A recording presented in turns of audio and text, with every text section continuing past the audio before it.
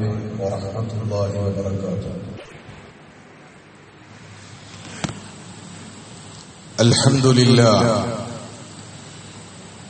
لله الأحد الصمد الذي لم يلد ولم يولد ولم يكن له كفوا أحد.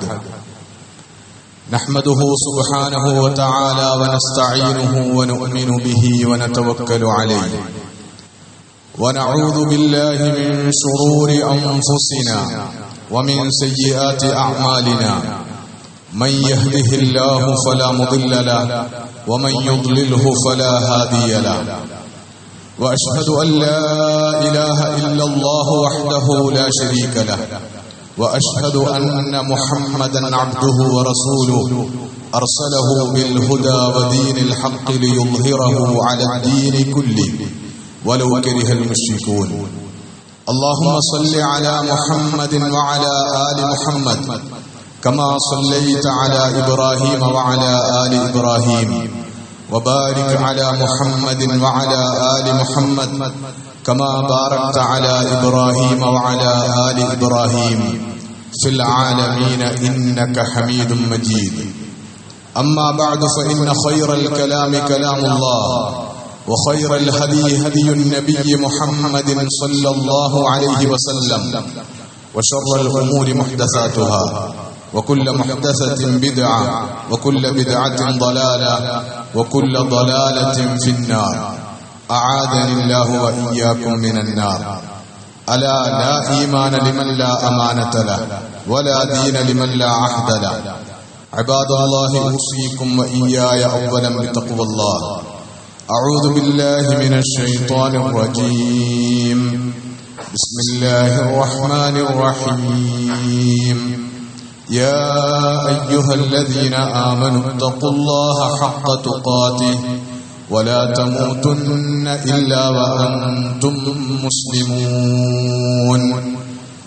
يا أيها الناس اتقوا ربكم الذي خلقكم من نفس واحدة وخلق منها زوجها وبث منهما رجالا كثيرا ونساء، واتقوا الله الذي تساءلون به والأرحام إن الله كان عليكم رقيبا. يا أيها الذين آمنوا اتقوا الله ولتنظر نفس ما قدمت لغد واتقوا الله إن الله خبير بما تعملون. يا أيها الذين آمنوا إذا نودي للصلاة من يوم الجمعة فاسعوا إلى ذكر الله وذروا البيع، ذلكم خير لكم إن كنتم تعلمون. ബഹുമാന്യരായ സത്യവിശ്വാസികളെ, വിശ്വാസിനികളെ, അഖില പ്രപഞ്ചങ്ങളുടെയും നാഥനായ അല്ലാഹുവിന്റെ വിധിവിലക്കുകൾ ജീവിതത്തിലുടനീളം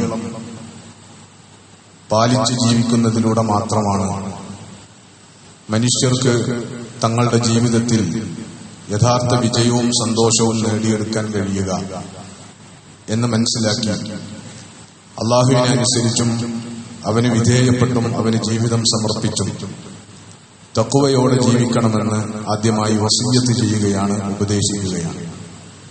കാരുണ്യവാനായ നാഥൻ ജീവിതത്തിൽ തഖ്വ പുലർത്താനും അതുവഴി അവൻ വാഗ്ദാനം ചെയ്തിട്ടുള്ള എല്ലാ അനുഗ്രഹങ്ങളും ദുനിയാവിലെ ജീവിതത്തിൽ അനുഭവിക്കാനും ആസ്വദിക്കാനും പരലോകത്ത് സ്വർഗം പ്രതിഫലമായി ഏറ്റുവാങ്ങാനും നമ്മയും നമുക്ക് പ്രിയപ്പെട്ട എല്ലാവരെയും പ്രത്യേകമായി തുണക്കുകയും അനുഗ്രഹിക്കുകയും ചെയ്യുമാറാകട്ടെ.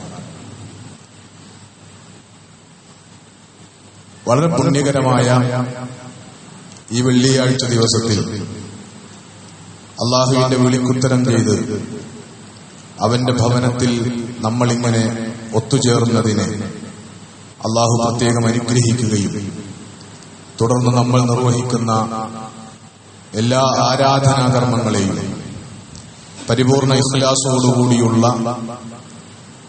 നിഫാഖിന്റെയും റിയാഇന്റെയും അംശങ്ങളേശാത്ത സൽക്കർമ്മങ്ങളായി സ്വീകരിച്ച് അതിമഹത്തായ പ്രതിഫലങ്ങൾ ഇഹത്തിലും പരത്തിലും പ്രദാനം ചെയ്ത് റബ്ബ് നമ്മെ തുണക്കുമാറാകട്ടെ.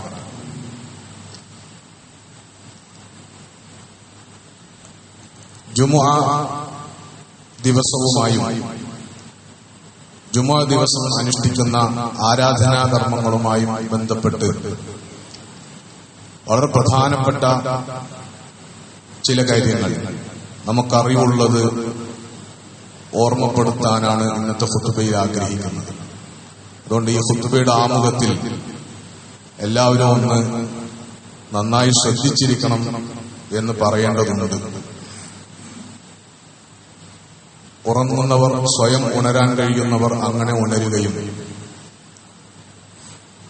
അല്ലാത്തവരെ തൊട്ടടുത്തിരിക്കുന്നവർ വലിയ ശല്യങ്ങളില്ലാതെ ഉണർത്തുകയും ചെയ്യണം.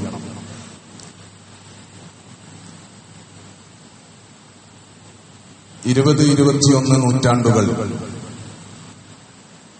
അല്ലെങ്കിൽ ഹിജ്റ 14-15 നൂറ്റാണ്ടുകൾ സാക്ഷ്യം വഹിച്ചിട്ടുള്ള ഇസ്ലാമിക പണ്ഡിതന്മാരുടെ ശ്രേണിയിൽ അഗ്രഗണ്യനാണ് മർഹൂം അശ്ശൈഖ് യൂസുഫുൽ ഖറദാവി. അദ്ദേഹം ഏതാണ്ട് അദ്ദേഹത്തിന്റെ ജീവിതായുസിന്റെ അവസാന ഘട്ടത്തിലാണ് ഫിഖ്ഹുസ് സ്വലാത്ത് എന്ന പേരിൽ ഒരു ഗ്രന്ഥം എഴുതി പൂർത്തിയാക്കി പ്രസിദ്ധീകരിച്ചത്. ഇസ്ലാമുമായി ബന്ധപ്പെട്ട് ധാരാളം ഗ്രന്ഥങ്ങളുടെ രചനകൾ അദ്ദേഹം അതിന് മുമ്പ് പൂർത്തീകരിച്ചിട്ടുണ്ട്. വളരെ നേരത്തെ സക്കാത്തുമായി ബന്ധപ്പെട്ട വിഷയത്തിൽ അദ്ദേഹം പുസ്തകം പ്രസിദ്ധീകരിച്ചിട്ടുണ്ട്. പക്ഷെ നമസ്കാരത്തെക്കുറിച്ച് അദ്ദേഹത്തിൻ്റെതായി പുറത്തു വന്ന പുസ്തകം 2021 ഏതാണ്ട് 2022 അദ്ദേഹം വഫാത്താകുന്നതിന് ഏതാണ്ട് തൊട്ടു മുമ്പ് എന്ന് പറയാവുന്ന സ്വഭാവത്തിലാണ് പുറത്തു വന്നിട്ടുള്ളത്. ആ പുസ്തകത്തിൽ സ്വാഭാവികമായും സ്വലാത്തുൽ ജുമുഅ എന്ന പേരിൽ ഒരു അധ്യായമുണ്ട്. ആ അധ്യായത്തിന്റെ തുടക്കം ഇങ്ങനെയാണ്: ലിൽ ഇസ്ലാമി സ്വലാത്തുൻ ഉസ്ബൂഇയ്യത്തുൻ ജമാഇയ്യത്തുൻ ഖാസ. ഇസ്ലാമിന് വളരെ സവിശേഷമായ സംഘടിതമായ ഒരു വാരാന്ത നമസ്കാരമുണ്ട്. ജഅലഹ ഫരീദതൻ ഐനിയ്യതൻ അലൽ റിജാലിൽ ഖാദിരീനൽ മുഖീമീൻ. ആ നമസ്കാരം, ജുമുഅ നമസ്കാരം, ഇസ്ലാം കഴിവുള്ള യാത്രക്കാരല്ലാത്ത എല്ലാ പുരുഷന്മാർക്കും വ്യക്തിപരമായ ഫർളായി നിശ്ചയിച്ചിരിക്കുന്നു. ഫീ ഖൈരി അയ്യാമിൽ ഉസ്ബൂ. ആ സംഘടിതമായ വാരാന്ത നമസ്കാരം നിശ്ചയിച്ചിട്ടുള്ളത് ആഴ്ചയിലെ ഏറ്റവും ഖൈറായ, ഏറ്റവും ഉത്തമമായ ദിവസത്തിലാണ്. അഥവാ യൗമിൽ ജുമുഅ അല്ലദി യുഅദ്ദുൽ ഈദൽ ഉസ്ബൂഇയ്യ ലിൽ മുസ്ലിമീൻ. മുസ്ലിങ്ങളുടെ വാരാന്ത പെരുന്നാൾ ആഘോഷം എന്ന നിലക്ക് പരിഗണിക്കപ്പെടുന്ന വെള്ളിയാഴ്ച ദിവസമാണ് അത് നിർബന്ധമാക്കിയിട്ടുള്ളത്. കാന യുസമ്മ ഫിൽ ജാഹിലിയ്യത്തി ബിയൗമിൽ ഉറൂബ. ഇസ്ലാം ആഗതമാകുന്നതിന് മുമ്പ് ജാഹിലിയ കാലഘട്ടത്തിൽ ഈ ദിവസം യൗമുൽ ഉറൂബ എന്നാണ് അറിയപ്പെട്ടിട്ടുള്ളത്. അറേബ്യൻ ദിനം എന്ന പേരിൽ. വലമ്മ ജാഅൽ ഇസ്ലാമു സമ്മാഹുൽ ജുമുഅ. ഇസ്ലാം വന്നതിന് ശേഷമാണ് ഈ ദിവസത്തിന് യൗമുൽ ജുമുഅ എന്ന് പേര് നൽകപ്പെട്ടത്. അതിന്റെ കാരണം ഇജ്തിമാഇൻ നാസി ഫീഹി ലിസ്സലാത്ത്.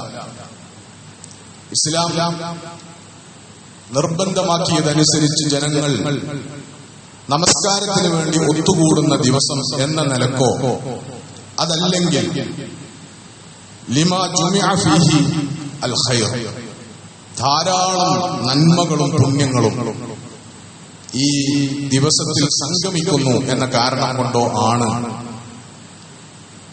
സംഗമദിനം എന്ന അർത്ഥം വരുന്ന സ്വഭാവത്തിൽ യൗമുൽ ജുമുഅ എന്ന് ഈ ദിവസത്തിന് പേര് നൽകപ്പെട്ടിട്ടുള്ളത്. പിന്നീട് അദ്ദേഹം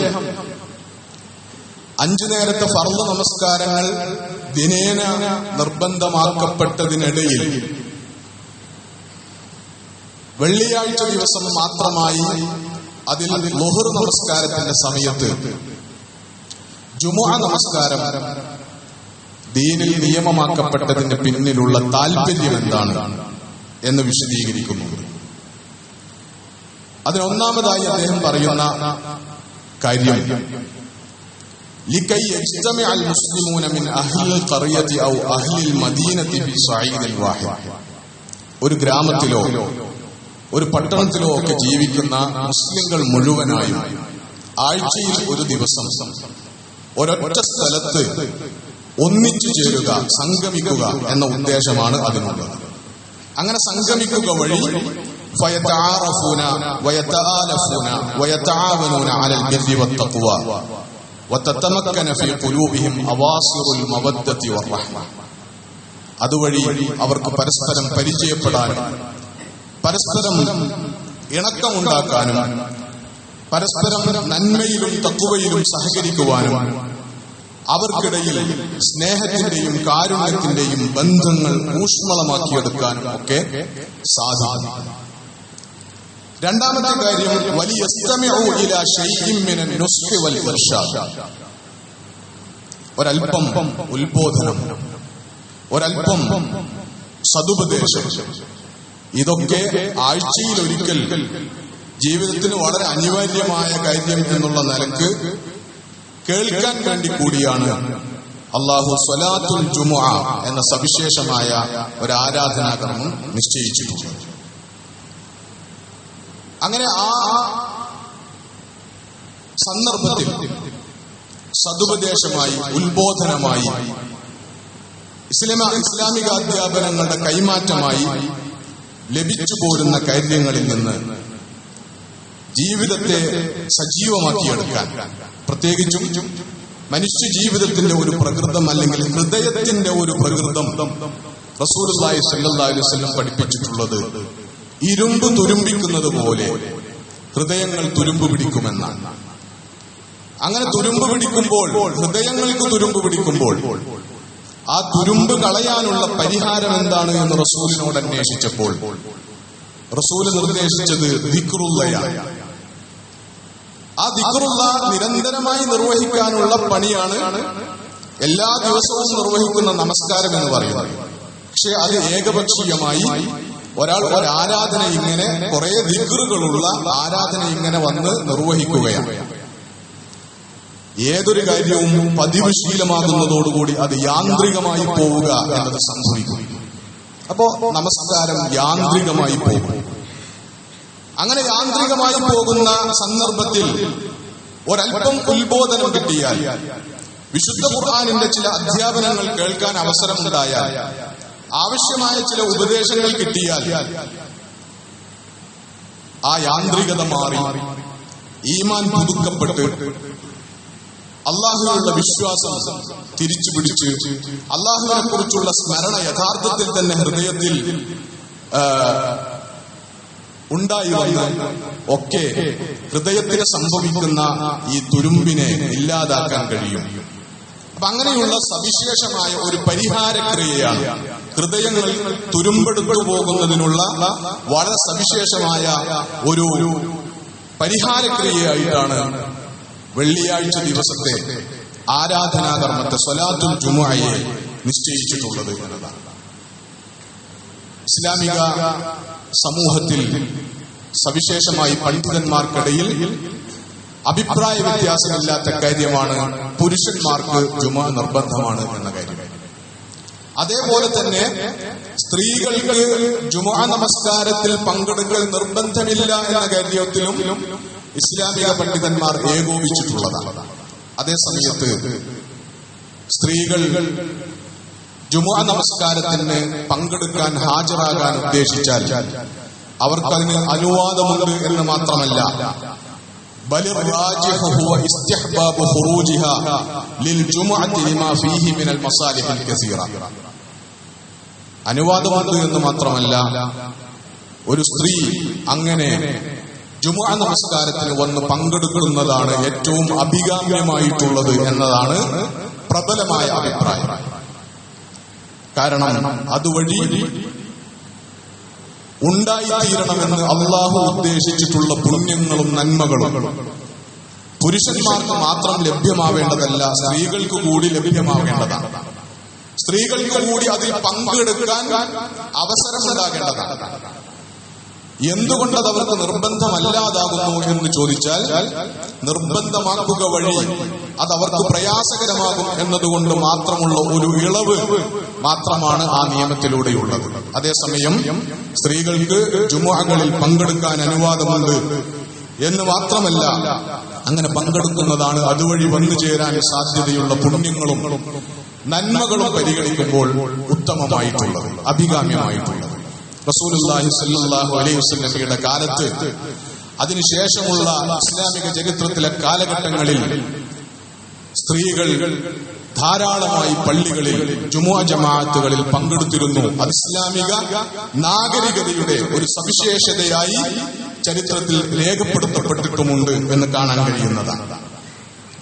ജുമുഅ നമസ്കാരം സ്വലാത്തുൽ ജുമുഅ എന്നതാണ് നമ്മൾ ഇതിന് പറയുക. ജുമുഅ നമസ്കാരം 2 റക്അത്ത് നമസ്കാരം. പക്ഷേ മിൻ ശുറൂതി സിഹ്ഹത്തിൽ ജുമുഅത്തി അൽ ഖുത്ബ, ജുമുഅ നമസ്കാരം ശരിയാവാനുള്ള ഷർത്തുകളിൽ, നിബന്ധനകളിൽപ്പെട്ട കാര്യമാണ് ഖുത്ബ എന്ന് പറയുന്നത്. എന്ന് പറഞ്ഞാൽ ജുമുഅ ദിവസം നമ്മൾ നിർവഹിക്കുന്ന 2 റക്അത്ത് ജുമുഅ നമസ്കാരം ശരിയാവണമെങ്കിൽ ഖുതുബ നിർവഹിക്കപ്പെടലും ഖുതുബ കേൾക്കലും നിർബന്ധമുള്ള കാര്യമാണ്. മഹാഭൂരിഭാഗം പണ്ഡിതന്മാരും അതുകൊണ്ട് തന്നെ ഖുതുബ നിർബന്ധമാണ് എന്ന് വിധി പറഞ്ഞിരിക്കുന്നു. അത് നമസ്കാരം, ആ ജുമുഅ തന്നെ ശരിയാവാനുള്ള ഷർത്താണ് നിശ്ചയിച്ചിരിക്കുന്നു. അതിന് തെളിവായി അവർ വിശുദ്ധ ഖുർആനിനെയാണ് അവലംബിക്കുന്നത്. വിശുദ്ധ ഖുർആനിൽ അല്ലാഹു സുബ്ഹാനഹു വ തആല യാ അയ്യുഹല്ലദീന ആമനൂ ഇദാ നൂദിയ ലിസ്സലാത്തി മിൻ യൗമിൽ ജുമുഅ, വെള്ളിയാഴ്ച ദിവസം നമസ്കാരത്തിന് വേണ്ടി വിളിക്കപ്പെട്ടാൽ ഫസ്ഔ ഇലാ ദിക്രില്ലാഹ്, നിങ്ങൾ ദൈവസ്മരണയിലേക്ക്, അള്ളാഹുവിനെ കുറിച്ചുള്ള സ്മരണയിലേക്ക്, അള്ളാഹുവിനെ കുറിച്ചുള്ള ഉത്ബോധനത്തിലേക്ക് നിങ്ങൾ ഓടി വരണം എന്നാണ് വിശുദ്ധ ഖുർആൻ പറയുന്നത്. സാധാരണ ആ വചനത്തിന്റെ ഒരു കോണ്ടെക്സ്റ്റ് അനുസരിച്ച് പറയേണ്ടത്, വെള്ളിയാഴ്ച ദിവസം നമസ്കാരത്തിന് വേണ്ടി വിളിക്കപ്പെട്ടാൽ നിങ്ങൾ നമസ്കാരത്തിലേക്ക് ഓടി വരണം എന്നാണ് പറയേണ്ടത്. പക്ഷേ വെള്ളിയാഴ്ച ദിവസം നമസ്കാരത്തിന് വിളിക്കപ്പെട്ടാൽ നിങ്ങൾ ദിക്റുള്ളയിലേക്ക് ഓടി വരണം എന്നാണ് അള്ളാഹു പറയുന്നത്.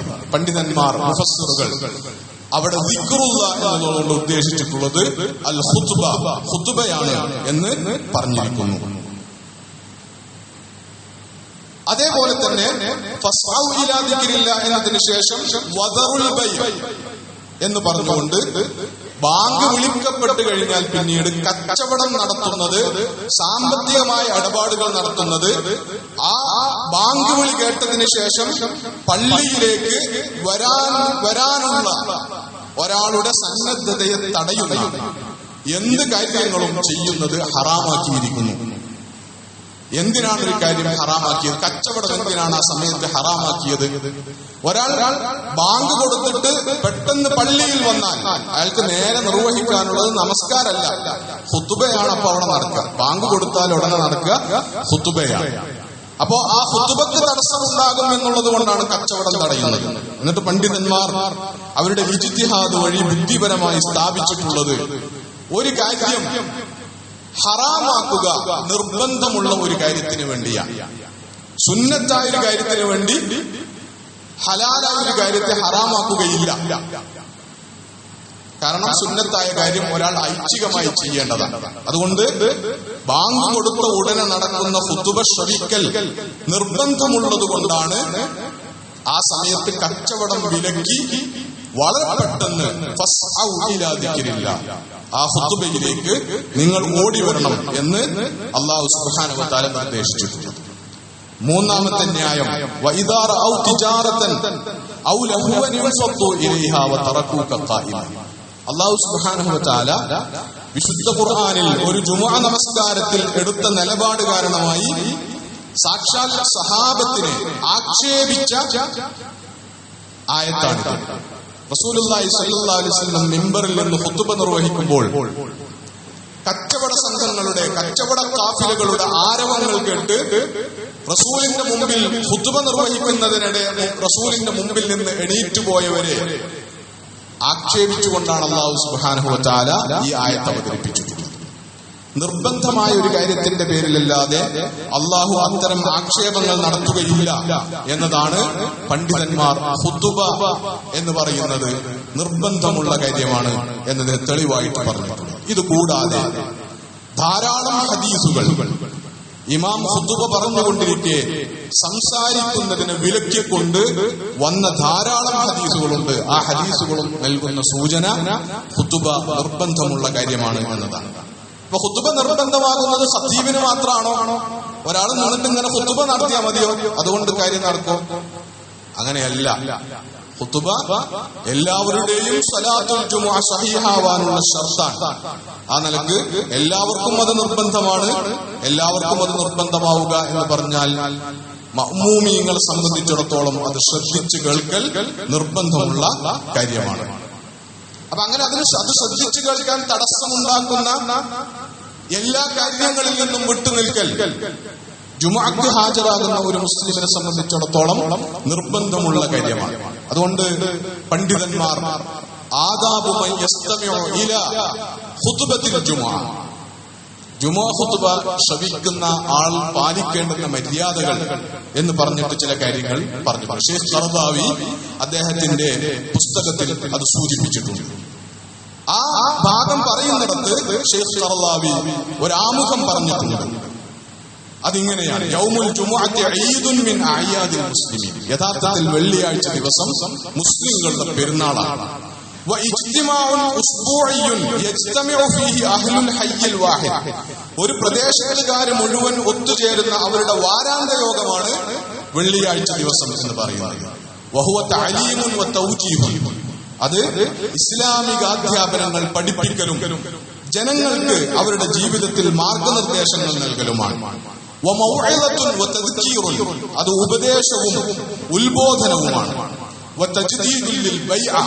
അതേസമയത്ത് ഒരു ഇസ്ലാമിക സമൂഹത്തെ സംബന്ധിച്ചിടത്തോളം അവർക്ക് അവരുടെ നേതൃത്വത്തിനോടുള്ള ബൈഅത്ത് പുതുക്കാനുള്ള സന്ദർഭമാണത്. ഇസ്ലാമിക രാഷ്ട്രം നിലവിലുള്ള സന്ദർഭത്തിൽ രാജ്യത്തിന്റെ ഖലീഫയാണ് ഖുതുബ നിർവഹിക്കുക. രാജ്യത്തിന്റെ ഖലീഫയാണ് ജുമുഅ നമസ്കാരത്തിന് നേതൃത്വം നൽകുക. ആ നമസ്കാരത്തിന് ഹാജരായി വന്ന് തങ്ങളുടെ ഖലീഫക്ക് നൽകിയിട്ടുള്ള ബൈഅത്ത് പുതുക്കാനുള്ള സന്ദർഭം കൂടിയാണത്. വഇഹ്യാഉൻ ലിആതിഫത്തിൽ ഉഖുവ. മുസ്ലിങ്ങൾക്കിടയിലുള്ള സാഹോദര്യ വികാരം പുനരുജ്ജീവിപ്പിക്കാനുള്ള ഒരവസരമാണ് യൗമുൽ ജുമുഅ. വതർകീസുൽ ലിൽ വഹ്ദ. തങ്ങൾക്കിടയിലുള്ള ഐക്യത്തെ കൂടുതൽ ശാക്തീകരിക്കാനുള്ള സന്ദർഭമാണത്. വഇദ്ഹാറുൽ ലിൽ ഖുവ്വ. ഒരു സമുദായം എന്നുള്ള നിലയ്ക്ക് തങ്ങളുടെ ശക്തിയും കരുത്തും പ്രകടിപ്പിക്കാനുള്ള അവസരവും സന്ദർഭവുമാണത്. അതേപോലെ തന്നെ വളരെ പ്രധാനമായി വഗുഫ്റാനുൽ ലിദ്ദുനൂബ്.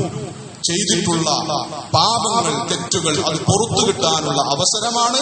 അൽ ജുമുഅതു ഇലൽ ജുമുഅതി കഫാറത്തുൻ ലിമാ ബൈനഹുമാ എന്ന് റസൂലുള്ളാഹി സ്വല്ലല്ലാഹു അലൈഹി വസല്ലം പഠിപ്പിച്ചിട്ടുണ്ട്. ഈ ഒരു ആമുഖം നൽകിയതിനു ശേഷമാണ് ഇത്രയധികം കാര്യങ്ങൾ ഉദ്ദേശിച്ചുകൊണ്ട് നിർവഹിക്കപ്പെടുന്ന ഒരു കാര്യമാണ് ജുമുഅ ദിവസത്തെ ഖുതുബ എന്ന് ആമുഖം പറഞ്ഞുകൊണ്ടാണ് ഷെയ്ഖ് ഖർദാവി അതുകൊണ്ട് ഖുതുബ ശ്രവിക്കാൻ ബാധ്യതയുള്ള ഒരു മുസ്ലിം പാലിക്കേണ്ടുന്ന മര്യാദകളായി ചില കാര്യങ്ങൾ പറയുന്നു. അതിലൊന്ന് അല്ലാ യുഅ്ദിയ അഹദൻ ഫലാ യതഖദ്ദ റിഖാബൻ നാസ്. പള്ളിയിലേക്ക് വരുന്ന ആൾ, ജുമുഅ ദിവസം പള്ളിയിലേക്ക് വരുന്ന ആൾ മറ്റുള്ളവരെ ഒരു തരത്തിലും പ്രയാസപ്പെടുത്താൻ പാടില്ല. മറ്റുള്ളവർക്ക് പ്രയാസകരമാകുന്ന എല്ലാറ്റിൽ നിന്നും, അത് വിശദീകരിക്കുന്നില്ല, എല്ലാറ്റിൽ നിന്നും ഒരാൾ വിട്ടു നിൽക്കേണ്ടതാണ്. ജുമുഅ ദിവസം കുളിച്ചു പള്ളിയിൽ വരണം എന്ന് പറയുന്നത് മറ്റുള്ളവർക്ക് പ്രയാസം ഉണ്ടാകാതിരിക്കാൻ വേണ്ടിയാണ്. മറ്റുള്ളവർക്ക് പ്രയാസം ഉണ്ടാക്കുന്നത് വല്ലതും വല്ല ഗന്ധവും തന്നിലുണ്ടാകുന്ന വിധത്തിൽ, ഉദാഹരണത്തിന് ഉള്ളി തിന്ന്, വെള്ളുള്ളി തിന്ന്, അങ്ങനെയൊന്നും പള്ളിയിലേക്ക് വരരുത് എന്ന് നിർദ്ദേശിച്ചിട്ടുള്ളത് അതിന്റെ ഭാഗമാണ്. അതേപോലെ തന്നെ പള്ളിയിലേക്ക് വരുന്നയാൾ ആളുകളുടെ പിരടികൾ ചാടിക്കടന്ന് ചവിട്ടിക്കടന്ന് വരരുത്. അത് ഒരു മര്യാദയാണ്. റസൂലുള്ളാഹി സ്വല്ലല്ലാഹു അലൈഹി വസല്ലം അങ്ങനെ വന്ന ഒരു സഹാബിയോട് ഇജ്ലിസ്, അവിടെ ഇരിക്ക് എന്ന് അദ്ദേഹത്തെ വിലക്കുകയും ഫഖദ് ആദൈത വ ആനൈ, നീ വൈകി വന്നു എന്ന് മാത്രമല്ല ആളുകൾക്ക് ഇടങ്ങാറുണ്ടാക്കുകയും ചെയ്യുന്നു എന്ന് പറഞ്ഞിരുത്തിയിട്ടുണ്ട്. അതേസമയത്ത് നമ്മുടെ ഒരു ശീലം അനുസരിച്ച് പള്ളിയുടെ മുൻഭാഗത്ത് സ്ഥലം അങ്ങനെ കാലിയായി കിടക്കും, ബാക്കിൽ അങ്ങനെ നിറഞ്ഞു കിടക്കും. അപ്പൊ മുമ്പിൽ ഗ്യാപ്പ് കണ്ടിട്ട് ഒരാൾ മുന്നിലേക്ക് കയറി വന്നാൽ അയാൾക്ക് ഈ നിയമം ബാധകമല്ല, അയാൾ മര്യാദകേട് കാണിക്കുന്നതല്ല എന്നും പണ്ഡിതന്മാർ ഇത് പറഞ്ഞത്, പണ്ഡിതന്മാർ പറഞ്ഞാണ് പറയുന്നത്, ഒന്നിപ്പോ അഡീഷണൽ കൂട്ടി പറയുന്നതല്ല. രണ്ടാമത്തെ ഒരു മര്യാദയായി സൂചിപ്പിച്ചിട്ടുള്ളത്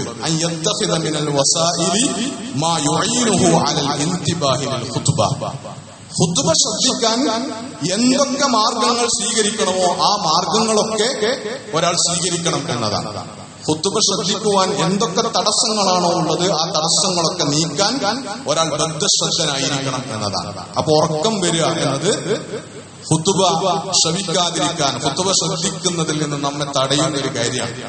അപ്പൊ റസൂൽ എന്താണ് ആ വിഷയത്തിൽ പറയുന്നത്?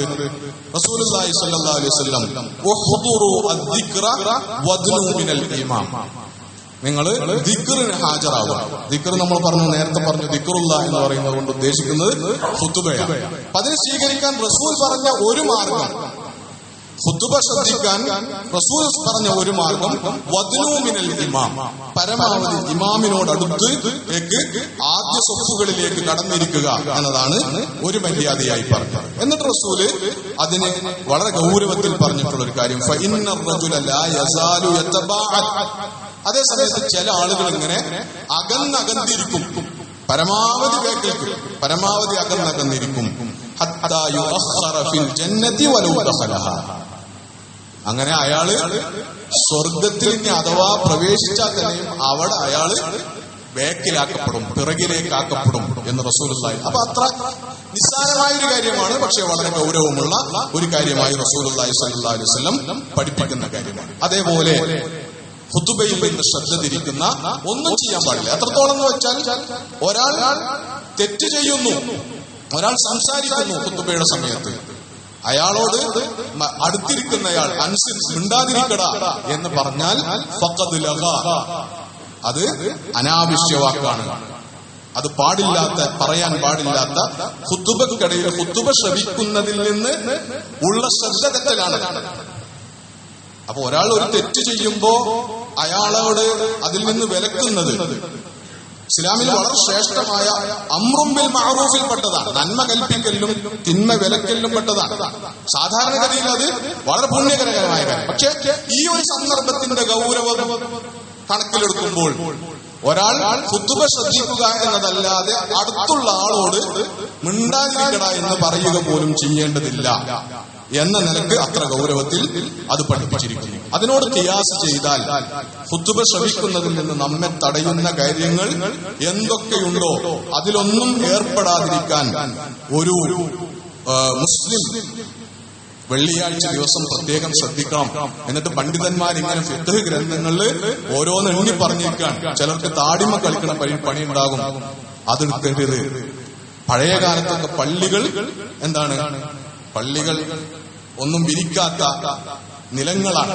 അപ്പൊ അന്നത്തെ കാലത്ത് പറഞ്ഞ റസൂല് പറഞ്ഞത് അവിടെയുള്ള ചരല് പെറുക്കി കളിക്കരുത് എന്നതാണ്. നമ്മുടെ കാലത്ത് ഇപ്പോ കാർപ്പറ്റുകൾ വന്നു. അപ്പൊ കാർപ്പറ്റുകളിൽ തോണ്ടി കളിക്കുന്ന പണി ചിലർക്കുണ്ട്, അതിലിങ്ങനെ എഴുതി കളിക്കാം, അങ്ങനത്തെ പണിയുണ്ട്. അത് ജുമുഅ ഖുതുബ ശ്രവിക്കുന്നതിൽ നിന്ന് തടയുന്ന കാര്യമാണ്. അതുകൊണ്ട് അത് ചെയ്യരുത് എന്നാണ് പണ്ഡിതന്മാർ നമ്മെ പഠിപ്പിക്കുന്നത്. അതേപോലെ തന്നെ ഇമാം ശാഫിഈ റഹിമഹുല്ലാഹ് ആ വിഷയത്തിൽ വളരെ സവിശേഷമായി റസൂലുള്ളാഹി സ്വല്ലല്ലാഹു അലൈഹി വസല്ലം ഒരാൾക്ക് ഉറക്കം വന്നാൽ എന്ത് ചെയ്യണം എന്ന് ഉപദേശിച്ചതിനെ മുന്നിൽ വെച്ച് ചില കാര്യങ്ങൾ പറഞ്ഞിട്ടുണ്ട്. റസൂലുള്ളാഹി സ്വല്ലല്ലാഹു അലൈഹി വസല്ലം ആ വിഷയത്തിൽ പറഞ്ഞത് ഇദാ അഹസ്സ മൻ യസ്തമിഉൽ ഖുതുബത ബിന്നുആസ്, ഖുതുബ ഇങ്ങനെ കേട്ടുകൊണ്ടിരിക്കുന്ന ആൾക്ക് മയക്കം ബാധിച്ചാൽ, ചെറിയ ഉറക്കം ബാധിച്ചാൽ, അൻ യതഹവ്വല മിൻ മക്കാനിഹി ഇലാ ആഖർ, അയാൾ എന്ത് ചെയ്യണം? ഇരിക്കണോടത്തുനിന്ന് വേറെ കുറച്ച് അപ്പുറത്തേക്ക് മാറിയിരിക്കണം. അപ്പൊ അത് ചെയ്തിട്ടാണെങ്കിലും ഉറക്കത്തെ തടയണം. ഉറക്കം വന്നതല്ലേ, വന്ന ഉറക്കത്തെ കളയേണ്ട വെറുതെ എന്ന് കരുതാൻ പറ്റുമോ? പറ്റൂല.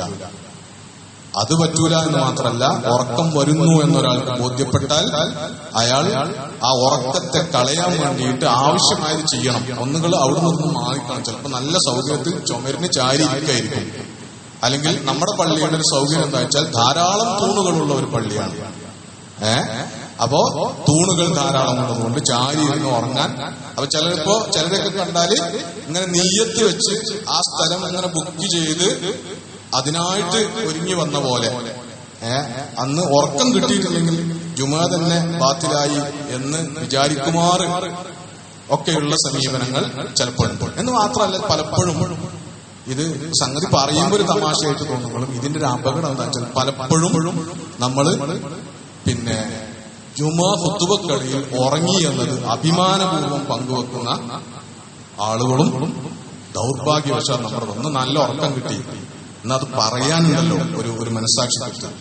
ചെയ്യാൻ പാടില്ലാത്ത ഒരു കാര്യമാണ് അത്. ചിലപ്പോൾ നമ്മുടെ ഒരു കൺട്രോളിനും അപ്പുറത്ത് സംഭവിച്ചാലായിരിക്കും. എന്നാലും ചെയ്യാൻ പാടില്ലാത്ത, സംഭവിക്കാൻ പാടില്ലാത്തതാണ് സംഭവിച്ചത് എന്നതിൽ ഒരു മനസ്സാക്ഷി കുത്തും ഖേദവും അതിലൊരു തൗബയുടെ മനസ്സൊക്കെ ഉണ്ടാകുന്നതിന് പകരം അന്ന് നല്ല ഉറക്കം കിട്ടി ഖുതുബ കേട്ടപ്പോ, ഖുതുബന്റെ സമയത്ത് എന്ന അഭിമാനപൂർവ്വം പറയുന്ന ഒരു അവസ്ഥയിലേക്ക് വരെ പലപ്പോഴും നമ്മൾ എത്തിച്ചേരുന്നുണ്ട്.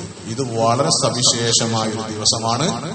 ഈ ദിവസത്തിൽ നമ്മൾ ഒരുങ്ങിക്കെട്ടി ഒരാരാധന നിർവഹിക്കാൻ വരികയാണ്. അങ്ങനെ വന്നിട്ട് നമ്മുടെ സമയവും നമ്മുടെ പലതും നഷ്ടപ്പെടുത്തി നമ്മളിങ്ങനെ വന്നിരുന്നിട്ട് അവസാനം നമുക്ക് ഈ കച്ചവടം ലാഭകരമല്ല എന്ന് മാത്രമല്ല, ഇത് നഷ്ടകരമായി തീരുക കൂടിയാണെങ്കിൽ അത് വലിയ ദുരന്തമാണ് എന്ന് മനസ്സിലാക്കണം, വലിയ അപകടമാണ് എന്ന് മനസ്സിലാക്കണം. അപ്പൊ ഇതൊക്കെ നമ്മളിങ്ങനെ ഇടക്കിടക്ക് പറഞ്ഞുകൊണ്ടിരിക്കൂല, ഇടയ്ക്കെപ്പോഴെങ്കിലും ഇങ്ങനെ ഒരു വർത്താനൊക്കെ അങ്ങനെ ഇതിനെ പറ്റി പറയും. അപ്പൊ അത് കേട്ടിട്ട് ഇങ്ങനെ അടുത്ത ഖുതുബ മുതൽ ഉറങ്ങണോലെ വിളിച്ചുണർത്താനുള്ള പ്രത്യേകമായ സംവിധാനം ഒരുക്കാനൊന്നും ഉദ്ദേശിച്ചുകൊണ്ടല്ല ഇത് ചെയ്യുന്നത്. ഇടയ്ക്കൊരു ഓർമ്മപ്പെടുത്തൽ ഉണ്ടായാൽ അന്തം വിടുന്നുള്ള ഉറക്കമൊക്കെ ഒന്ന് കുറഞ്ഞോളും. നിയന്ത്രിക്കാൻ പറ്റുന്നവരൊക്കെ ഒന്ന് നിയന്ത്രിച്ചോളും, കുറച്ചൊരു ഗൗരവം ഈ വിഷയത്തിൽ വന്നോളും എന്നൊക്കെ കരുതി അങ്ങനെയുള്ള ഒരു ശുഭപ്രതീക്ഷയിൽ പറയുന്നതാണ്. അല്ലാഹു സുബ്ഹാനഹു വ തആല ഈ ദിവസത്തിലെ പുണ്യങ്ങൾ നേടിയെടുക്കാനുള്ള തൗഫീഖ് നമുക്ക് പ്രദാനം ചെയ്ത് അനുഗ്രഹിക്കുമാറാകട്ടെ. അതിന് തടസ്സമായി നിൽക്കുന്ന എല്ലാത്തരം നമ്മുടെ നിയന്ത്രണത്തിൽ പെടുന്നതും പെടാത്തതുമായ എല്ലാത്തരം തടസ്സങ്ങളിൽ നിന്നും അല്ലാഹു നമുക്ക് കാവൽ നൽകി അനുഗ്രഹിക്കുമാറാകട്ടെ. വഅഖൂലു ഖൗലി ഹാദാ വഅസ്തഗ്ഫിറുല്ലാഹ ലി വലക്കും ഫസ്തഗ്ഫിറൂഹു ഇന്നഹു ഹുവൽ ഗഫൂറുർ റഹീം.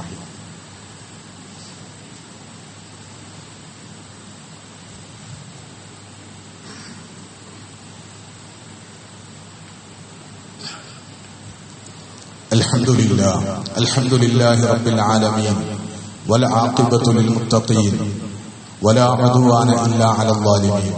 اللهم صل وسلم وبارك على محمد وعلى آله وصحبه أجمعين. عباد الله، أوصيكم وإياي ثانيا بتقوى الله. يا أيها الذين آمنوا اتقوا الله وقولوا قولا سديدا يصلح لكم أعمالكم ويغفر لكم ذنوبكم ومن يطع الله ورسوله فقد فاز فوزا عظيما. اللهم اغفر للمؤمنين والمؤمنات والمسلمين والمسلمات الأحياء منهم والأموات إنك مجيب الدعوات يا قاضي الحاجات. طيب ثراهم واجعل الجنة مأوانا ومأواهم. اللهم ربنا آت نفوسنا تقواها وزكها أنت خير من زكاها أنت وليها ومولاها. اللهم أصلح لنا ديننا الذي هو عصمة أمرنا وأصلح لنا دنيانا التي فيها معاشنا وأصلح لنا آخرتنا التي فيها معادنا واجعل الحياة زيادة لنا في كل خير واجعل الموت راحة لنا من كل شر. اللهم إنا نسألك موجبات رحمتك وعزائم مغفرتك والسلامة من كل إثم والغنيمة من كل بر والفوز بالجنة والنجاة من النار. ربنا ظلمنا أنفسنا وإن لم تغفر لنا وترحمنا لنكونن من الخاسرين. ربنا اغفر لنا ولآبائنا ولأمهاتنا رب ارحمهم كما ربونا صغارا. ربنا هب لنا من أزواجنا وذرياتنا قرة أعين واجعلنا للمتقين إماما. ربنا اغفر لنا ولإخواننا الذين سبقونا بالإيمان ولا تجعل في قلوبنا غلا للذين آمنوا ربنا إنك رؤوف رحيم.